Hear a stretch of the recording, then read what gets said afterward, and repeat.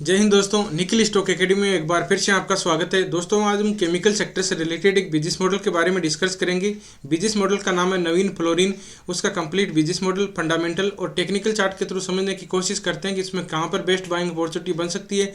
लगभग टॉप से 20% डाउन है। मेजर सपोर्ट से अगर रिवर्स होता है, अगर 2-3 साल का नजरिया हो तो कहाँ पर इसमें बाइंग करनी चाहिए, फ्रेश बाइंग करनी है तो कहाँ पर करनी चाहिए, एक्यूमुलेट करना है तो कहाँ पर करना चाहिए। जो अपने रेफ्रिजरेटर में गैस में यूज करते हैं उसका भी ये मैन्युफैक्चरिंग करते हैं। तो डिटेल से स्टेप बाय स्टेप इसके बिजनेस मॉडल और टेक्निकल चार्ट को समझने की कोशिश करते हैं। पॉलीकैब के बारे में डिस्कस किया कि कहाँ पर प्रॉफिट बुकिंग करना चाहिए। लगभग टॉप हो चुका, लगभग दोस्तों डबल हो चुका है। जब मैं डिस्कस किया था मार्च अप्रैल में, वो 2900 के लगभग था, अभी 56 या 57 के लगभग ट्रेड कर रहा है। लोरस लैब, वोल्टाज आदि स्टॉक के बारे में डिस्कस किया। आप स्टॉक में पहले से इन्वेस्ट हो, प्रेस बाइंग करना चाहते हो, अकोमुलेट करना चाहते हो तो इन वीडियो को देख के डिसाइड कर सकते हो कि अपने को कब और किस तरह से बाइंग अपॉर्चुनिटी करनी चाहिए। अब चलते हैं दोस्तों टेक्निकल चार्ट पे। ये नवीन फ्लोरिन का वीकली टाइम फ्रेम का चार्ट है। सबसे पहले दोस्तों एक सर ने कमेंट किया था कि थोड़ा सी मतलब स्पीड थोड़ी सी कम कीजिए ना। स्पीड मतलब तो इसलिए दोस्तों हो सकता है इसमें स्पीड मैं धीरे कोशिश करूंगा कि एक इसमें धीरे धीरे बोलने की स्पीड कम रहेगी तो क्या है कि चीज़ें समझ में भी आ जाती है, लेकिन आपको कंसंट्रेट होकर अगर देखोगे तो उसको चीज़ें समझ में आ जाएगी। उसमें क्या है कि अगर धीरे धीरे आप स्लोली करेंगे तो वीडियो बहुत ही बड़ा हो जाएगा। तो इस वजह से आप इसको समझने की कोशिश कीजिए। हो सकता है मैं धीरे धीरे इसको वापस रिपीट कर दूंगा अगर कुछ दिक्कत होती है। तो सबसे पहले अपने को ट्रेंड का पता होना चाहिए। देखिए ट्रेंड की बात करें तो सबसे पहले इसके चार्ट को समझने की कोशिश करते हैं, फिर अपन बाद में थोड़ा फंडामेंटल भी देखेंगे। ये देखिए एक अच्छी रैली आई है इसमें। ये मार्केट में लिस्टेड कब हुआ था? 2007 में मार्केट में लिस्टेड हुआ था। उसके बाद में दोस्तों इसने 14 तक कोई भी रिटर्न नहीं दिया था। उसके बाद में एक अच्छी रैली दी, फिर बाद में 17 से लेके और बाद में 19 तक 2 साल कोई भी रिटर्न नहीं दिया। फिर बाद में कोविड के बाद में अच्छा है कि कोविड से पहले ही, हाँ कोविड के बाद में, इस कोविड से पहले ही मतलब कि इसने ब्रेकआउट हो चुका था। और ब्रेकआउट होने के बाद में अभी तक इसमें कोई भी लोअर टॉप पैटर्न को नीचे की तरफ ब्रेकडाउन नहीं किया था। लोअर टॉप पैटर्न मतलब किस तरह से होते हैं, देखिए टेक्निकल चार्ट में इसकी बात की जाए तो टेक्निकल चार्ट में अपन देखते हैं पहला होता है ट्रेंड।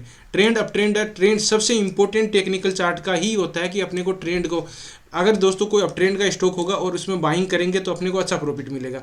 अगर कोई अप ट्रेंड का स्टॉक होगा और अपने उसमें शॉर्ट सेल करके बैठ गए तो फिर बाद में कोई ज़्यादा आपको प्रॉफिट भी नहीं मिलेगा और इसमें फंस भी सकते हो। तो इसलिए सबसे इंपॉर्टेंट चीज़ है कि ट्रेंड को पहचानना जरूरी है। तो ट्रेंड को समझते हैं किस तरह से। और एक सर ने बोला था कि RSI, MACD और फिबोनाची रिट्रेसमेंट के बारे में, तो दोस्तों हम उसके बारे में डिटेल से स्टेप बाय स्टेप उसको समझने की कोशिश करेंगे। उसको किस तरह से फिबोनाची रिट्रेसमेंट काम करते हैं, RSI में पॉजिटिव डाइवर्जन और नेगेटिव डाइवर्जन किस तरह से देखे जाते हैं, MACD में किस तरह से देखे जाते हैं, उनके बारे में हम वीडियो बनाएंगे और उसको बाद में चार्ट पर प्रैक्टिस करेंगे कि किस तरह से होता है। तो आने वाले 4-5 दिन के अंदर आपको वो वीडियो मिल जाएगा।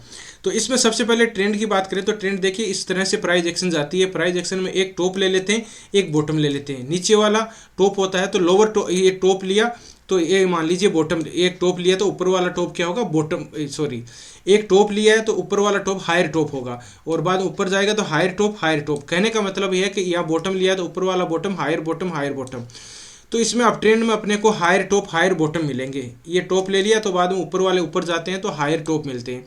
फिर एक चीज़ देखिए नीचे की तरफ आएगा तो यहाँ पर हायर बॉटम पैटर्न होता है, उसको नीचे की तरफ ब्रेक डाउन कर देगा तो ये प्राइस एक्शन नीचे की तरफ आ जाएगा। अब बात करते हैं डाउन ट्रेंड। डाउन ट्रेंड में देखो इस तरह से प्राइस एक्शन नीचे आता है और यहाँ पर एक टॉप ले लिया, एक बॉटम ले लिया। नीचे वाला टॉप क्या होगा, लोअर टॉप। ये ट्रेंड का बेसिक रूल है और इस तरह से ही आता है। फिर डाउन ट्रेंड आ गया। डाउन ट्रेंड को इस तरह से कंसोलिडेट फेज होगा, वापस करना होगा तो वापस इस तरह से घूम के और फिर जाएगा।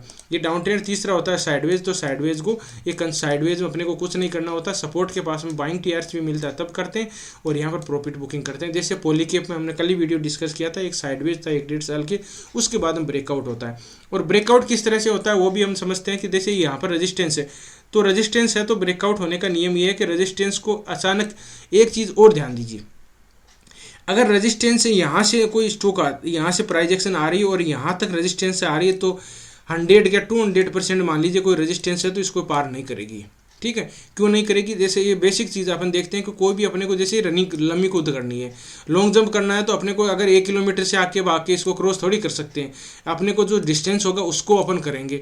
जैसे हाई जंप होता है, हाई जंप में भी क्या होता है, अपने के डिस्टेंस को अगर यहाँ से कोई 500 मीटर दूरी के आके पर हाई जंप थोड़ी हो जाता है, वो एक डिस्टेंस होती है। उसी तरह से स्टॉक भी क्या होता है, अगर उसको ब्रेकआउट करना होगा तो क्या करेगा, वो पहले यहाँ पर पहले यहाँ पर रुकेगा या रुपये प्राइस एक्शन ऊपर की तरफ निकल गया तो फिर ब्रेकआउट पुल बैक पैटर्न और फिर यहाँ पर बाइंग टीआरसीपी मिलके वो आएगा।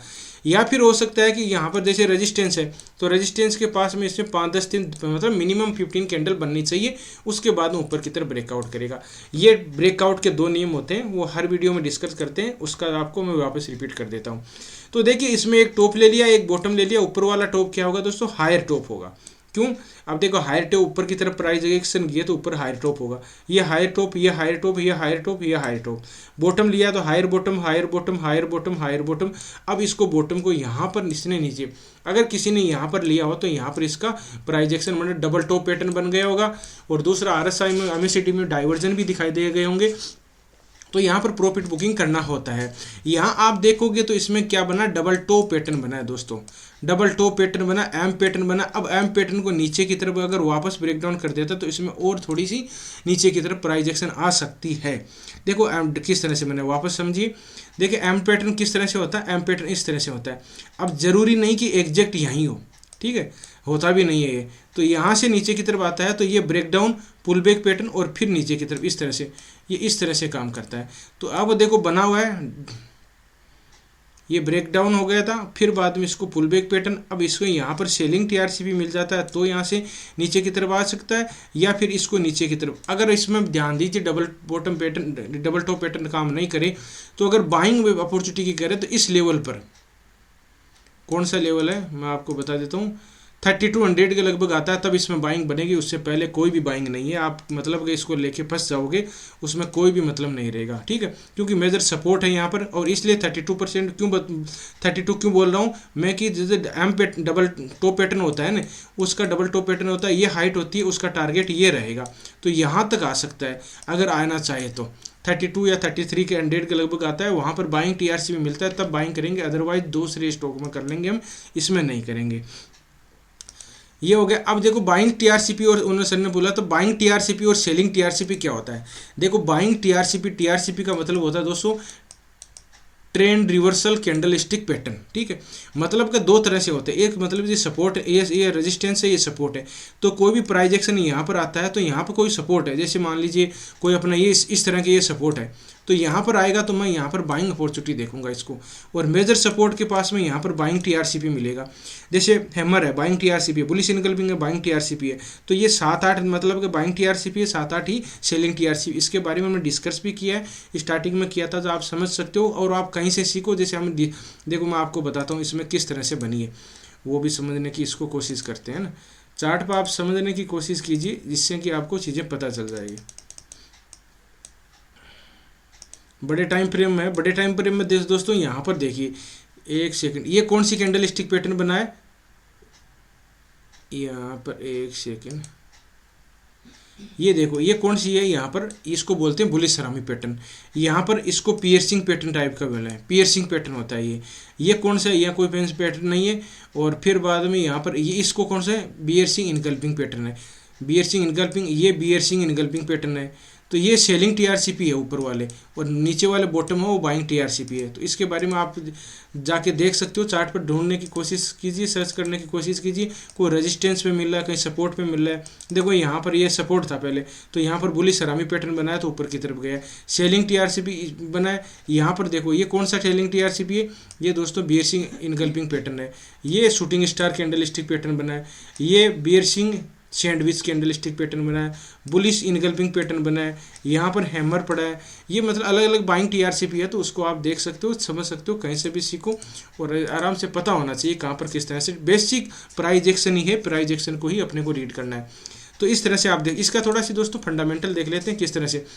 इसकी मार्केट कैप की बात की जाए तो 18,817 करोड़ का है, करंट प्राइस है 3798 है, हाई गया है 4950 के लगभग, इसका हाई गया 4950 के लगभग और 4950 और लो गया 3357। स्टॉक पी है 51 है, आरओसी इसका 20% है और इसका देखिए आरओई 18% है। डिविडेंड पी देती है थोड़ा बहुत, फेस वैल्यू इसकी 2 है।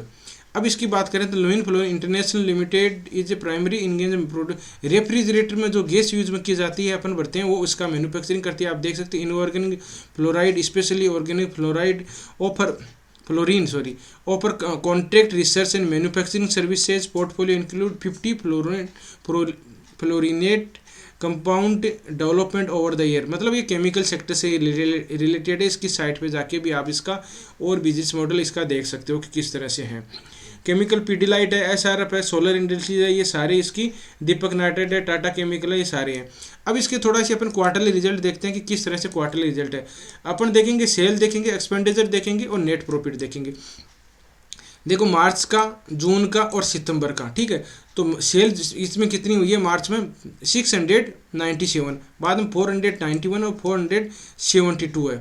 इसका कम हुआ आप देख सकते हो सितंबर का। बाद में एक्सपेंडिचर की बात करें तो एक्सपेंडिचर इस तरह से बढ़ा है। अब नेट प्रॉफिट देख लेते हैं, नेट प्रॉफिट ज़्यादा किस तरह से कम हुआ है ज़्यादा, ये देखिए। तो नेट प्रॉफिट की बात करें तो 136 था, बाद में 62 है और अभी 61 है। तो मतलब नेट प्रॉफिट इसका कम हुआ है दोस्तों। अब बात करते हैं इसके बैलेंस शीट देख लेते हैं ना। अब इसका पहले का देखें तो देखो स्टॉक प्राइस CAGR से किस तरह 10 साल पहले इन्वेस्ट किया उनको देखो किस तरह से प्राइस एक्शन में 53% का रिटर्न मिल रहा है। 5 साल पहले 41 का, 3 साल पहले उसको 14% का, और 1 साल पहले जिन्होंने इन्वेस्ट किया उसको नेगेटिव में मिल रहा है। तो ये है कि कहाँ पर अपने को प्रॉफिट बुकिंग करना चाहिए ये भी पता होना चाहिए। बैलेंस शीट की बात करें तो बैलेंस शीट में देखिए शेयर कैपिटल कितना है, 10 करोड़ का है। बाद में रिजर्व है, इसमें खजाने में कितने पैसे हैं इसके पास में 2256 करोड़ का है। बोरोइंग कर्जा इसके पास में कितना है, कर्जा की बात करें तो 1259 करोड़ का इसके पास कर्जा है। अदर लाइबिलिटीज़, एक होता है लाइबिलिटीज़, एक होता है एसेट। एसेट में क्या प्रॉपर्टीज ऐसा आता है, लाइबिलिटीज से अपने को कोई भी रिटर्न नहीं आता है, जैसे व्हीकल या कुछ ऐसा हो सकता है। फिर बात करते हैं अपन इसके, अब देखिए इसके शेयर होल्डिंग पैटर्न की बात करें तो दोस्तों शेयर होल्डिंग पैटर्न की बात करें तो प्रमोटर के पास में इसमें कितनी होल्डिंग है, 28% है। एफआईज के पास में 19% है, डीआईज के पास में 26% है और पब्लिक के पास में भी इसमें 25% है। पब्लिक के पास में बहुत ही अच्छी होल्डिंग है इसके पास में। अब देखिए वापस अपन चार्ट पर आ जाते हैं। तो कहने का मतलब क्या हुआ कि ये लगभग टॉप से ज़्यादा इसमें कोई ज़्यादा मतलब डाउन नहीं आया, लेकिन अगर अब हम अभी इसमें बाइंग करेंगे तो बाइंग कहाँ करेंगे, देखो यहाँ पर कोई जो पहले से इन्वेस्ट है वो बने रह सकते हैं, बहुत ही अच्छा रिटर्न दिया है इसने।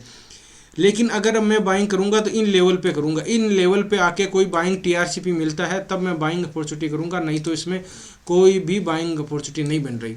जो पहले से इन्वेस्ट है वो बने रह सकते हैं। देखो एक ट्रेड लाइन जा रही थी, ये ट्रेड लाइन थी, इस ट्रेड लाइन को इसने ब्रेक डाउन कर दिया है। दूसरी बात है कि देखो यहाँ पर बड़े टाइम फ्रेम में देखेंगे तो डबल टॉप पैटर्न बनाया है इसने, एम पैटर्न है, तो यहाँ पर नीचे की तरफ आता है तो ये लेवल आएंगे फिर वापस ये, तो मतलब 3200 के लगभग या 3300 के लगभग आता है तब बाइंग बनेगी, उससे पहले कोई भी बाइंग इसमें नहीं है। अब थोड़ा सी ट्रेंड क्या, ट्रेंड तो ये डाउन ही है, इस तरह से डाउन क्या कंसोलिडेट हुआ है। अब देखिए 200 मूविंग एवरेज एक बार देख लेते हैं किस तरह से है। 200 मूविंग एवरेज का सपोर्ट ले रहा है, रेजिस्टेंस ले रहा है, क्या ले रहा है। दोस्तों आपको वीडियो अच्छा लगा, कंटेंट अच्छा लगा तो वीडियो को लाइक कर सकते हो, दोस्तों के साथ शेयर कर सकते हो। जिन मेहमानों ने अभी चैनल को सब्सक्राइब नहीं किया वो चैनल को सब्सक्राइब कर सकते हैं। और आप किसी स्टॉक में फंसे हो, एनालिसिस चाहते हो, कमेंट जरूर किए, उसके बारे में वीडियो को, उसके बिजनेस मॉडल को समझने की कोशिश करेंगे, कहाँ पर बेस्ट बाइंग अपॉर्चुनिटी बन सकती है, किस तरह से। ये देखिए 200 मूविंग एवरेज है, डेली टाइम फ्रेम की कहाँ किस तरह से सपोर्ट लिया, इसको कितना रिस्पेक्ट कर रहा था। देखिए यहाँ सपोर्ट लिया, यहाँ सपोर्ट लिया, यहाँ सपोर्ट लिया। अब देखो इसने ये गैप डाउन ओपनिंग हो गई थी दोस्तों, ये कंसोलिडेट होके। तो दोस्तों ये गैप इतना जल्दी नहीं भरा जाएगा इसमें, तो ये इसका अब आप देखते जाइए। अगर 200 मूविंग एवरेज का यहाँ पर रेजिस्टेंस लेके नीचे की तरफ आता है तो आप वापस 2300 के टारगेट देख सकते हो, फिर वहीं बाइंग करेंगे। इसको वॉच लिस्ट में रखिए, अभी कोई बाइंग अपॉर्चुनिटी नहीं बन रही है इसके हिसाब से। तो इस तरह से स्टॉक में रणनीति बना सकते हैं। और इसमें देखें तो और इसमें फिबोनाची रिट्रेसमेंट देख सकते हैं। आरएसआई में डाइवर्जन देख लेते हैं कि आरएसआई में किस तरह से डाइवर्जन, देखो आरएसआई में दोस्तों डाइवर्जन किस तरह से देखे जाते हैं, सर ने पूछा था उसका बाद। देखो आरएसआई होती है वो नॉर्मली इसके क्या होती है, आरएसआई को समझिए, आरएसआई की जो बैंडविड्थ होती है वो क्या होता है 20 से लेकर 80 तक होता है, ठीक है। ये देखिए 80 तक है और ये 20 है, तो यहाँ पर 20 के पास में आता है तो ओवरसोल्ड हो जाता है। ओवरसोल्ड का मतलब बहुत लोगों ने बेच दिया इसको, तो इसमें बाइंग अपॉर्चुनिटी बन सकती है। और 80 के पास में चला जाता है तो यहाँ और बोट हो जाता है, मतलब बहुत लोगों ने बाय कर लिया, तो हो सकता है इसमें नीचे की तरफ करेक्शन आ जाए। तो ये इसमें बैंडविड्थ होती है। अच्छी क्वालिटी की कहीं भी आरएसआई देखते हो तो आपको 80 के पास में लगे तो वहाँ थोड़ा बहुत इसमें नीचे की तरफ आ जाएगा। एक रेड कैंडल बन गई है, कंसोलिडेट हो गया तो भी आरएसआई नीचे आ जाएगी। अब देखिए यहाँ पर इसमें टॉप में ये देखिए और यहाँ पर देखिए टॉप में प्राइस मैक्सिमम ऊपर की तरफ जा रहा है और यहाँ पर इसमें नीचे मतलब एक कंसोलिडेट है, तो ये थोड़ा सी डाइवर्जन देख सकते हो आप, ज़्यादा डाइवर्जन नहीं है दोस्तों इसमें। अब देखिए यहाँ पर कुछ दिखाई दे रहा है, अब देखिए ये डाइवर्जन ऊपर की तरफ किस तरह से गया, देखो ये प्राइस नीचे की तरफ आई है, यहाँ पर एग्जैक्ट नीचे की तरफ है, और यहाँ देखोगे तो यार आपको डाइवर्जन दिखाई दे रहे हैं, इसको बोलते हैं दोस्तों पॉजिटिव डाइवर्जन। वीडियो में हम पूरा डिटेल से समझने की कोशिश करेंगे, लेकिन आपको पता हो तब आपके काम आएगा, ऐसे पता नहीं चलता मैं डाइवर्जन बोलता रहता हूँ, कोई पता और नहीं चलता, तो उससे कोई ज़्यादा समझ में आने वाली बात नहीं है। ठीक है, तो इस तरह से आप स्टॉक में रणनीति बनाइए। अभी मेरे हिसाब से कंक्लूजन की बात करें तो 30 to 100 के लगभग आए तभी बाइंग करने, जो पहले से इन्वेस्ट है वो बने रह सकते हैं, लेकिन उनको प्रॉफिट बुकिंग करना चाहिए था मेरे हिसाब से।